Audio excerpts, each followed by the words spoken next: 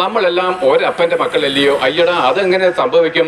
ഞങ്ങൾ പാരമ്പര്യപ്രകാരമായിട്ട് ഈ ദേശത്തെ എല്ലാവരെക്കാളും പുരാതനമായിരിക്കുന്ന ക്രിസ്തീയ കുടുംബമാണെന്ന് ചിലർ എന്നോട് പറഞ്ഞിട്ടുണ്ട്. അതുകൊണ്ടാണ് തെളിച്ച് പറയുന്നത്. പക്ഷേ പ്രിയപ്പെട്ടവരെ, നമ്മുടെ എല്ലാ അപ്പൻ ആദമാണ്. എത്ര പാരമ്പര്യം പറഞ്ഞാലും 6000 വർഷങ്ങൾക്ക് മുമ്പ് ദൈവത്താൽ സൃഷ്ടിക്കപ്പെട്ട ആദമിന്റെ രക്തത്തിൽ നിന്നാണ് നമ്മളെല്ലാവരും ജനിച്ചത്. ആദം വിശുദ്ധനും ദൈവത്തിന്റെ മകനുമായിരുന്നുവെങ്കിലും നമുക്കറിയാം, അവൻ പാപം ചെയ്ത് അവൻ സാത്താന്റെ സന്തതിയും പാപിയും ദൈവത്തിന്റെ ശത്രുവുമായിട്ട് രൂപാന്തരം ചെയ്യപ്പെട്ടവനാണ്. അപ്പോൾ ഈ പാപിയായിരിക്കുന്ന ദൈവത്തിന്റെ ശത്രുവായിട്ട് രൂപാന്തരം ചെയ്യപ്പെട്ട ഈ ആദമിന്റെ രക്തത്തിൽ നിന്നാണ് നമ്മൾ എല്ലാവരും ജനിച്ചത്. അതുകൊണ്ടാണ് നമ്മൾ പറയുന്നത്, അല്ലെങ്കിൽ നിങ്ങൾ പറയുന്നത്, ഞങ്ങൾ പാപികളും ദോഷികളുമാണ്.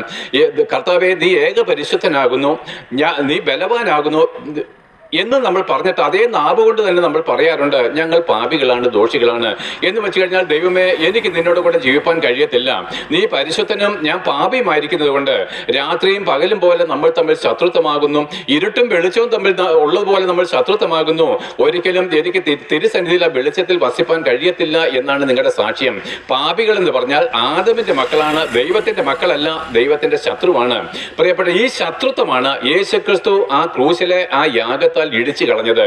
ആകയാൽ നോക്കുവിന്, ആദം മുഖാന്തരം നമ്മളിലേക്ക് വന്ന ഈ പാപം നിമിത്തം എല്ലാവരും ഒരുപോലെ കൊള്ളരുതാത്തവരായിട്ട് തീർന്നു എന്ന് നിങ്ങൾ വചനം വായിക്കുന്നു.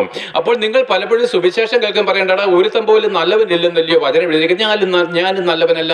പ്രിയപ്പെട്ട, അങ്ങനല്ല എൻ്റെ അർത്ഥം. നീതിമാൻ ആരുമില്ല, ഒരുത്തൻ പോലും ഇല്ല എന്ന് പറഞ്ഞാൽ ആദമിന്റെ രക്തത്തിൽ ജനിച്ച ഒരുവൻ പോലും നല്ലവനില്ല എന്നാണ് എൻ്റെ അർത്ഥം.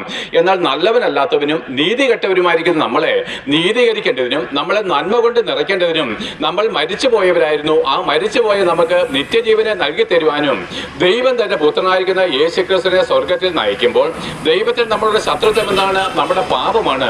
അതുകൊണ്ട് എന്താണ്? പാപത്തിന് പരിഹാരം വരുത്തി കഴിഞ്ഞാൽ നമുക്ക് ദൈവത്തോട് സമാധാനം ഉണ്ടാകും. അത് കണ്ടെത്തിയ പൗലോസ് അപ്പോസ്തലനും റോമാ സഭയിലുള്ള അംഗങ്ങൾക്ക് എഴുതി, വിശ്വാസത്താൽ നീതീകരിക്കപ്പെട്ടിട്ട് നമ്മുടെ കർത്താവായിരിക്കുന്ന യേശുക്രിസ്തു മൂലം നമുക്ക് ദൈവത്തോട് സമാധാനം വന്നിരിക്കുന്നു. അപ്പോൾ ഈ റോമാ സഭയിലുള്ള ജനങ്ങൾക്ക് യേശുക്രിസ്തു മൂലം ദൈവത്തോട് സമാധാനം വന്നവരാണ്. അവരിപ്പോൾ പാപികളല്ല, അവരിപ്പോൾ ദൈവത്തിന്റെ മക്കളും വിശുദ്ധരുമാണ്. ആകയാൽ പ്രിയപ്പെട്ട, നിങ്ങൾ നൂറ്റാണ്ടുകളായിട്ട് പൂർവ്വ പിതാക്കന്മാരുടെ കാലം മുതൽ പാപികളും ദോഷികളും എന്ന് പറയുന്നതിന്റെ അർത്ഥം യേശുക്രിസ്തുവിന്റെ ക്രൂശിലേക്ക് നിങ്ങൾ ചെന്നില്ല. ആ രക്തം നിങ്ങളുടെ മേൽ ഇതാ പതിഞ്ഞിട്ടുമില്ല. ആകയാൽ പ്രിയപ്പെട്ട, ക്രൂശിലേക്ക് നോക്കിക്കേ.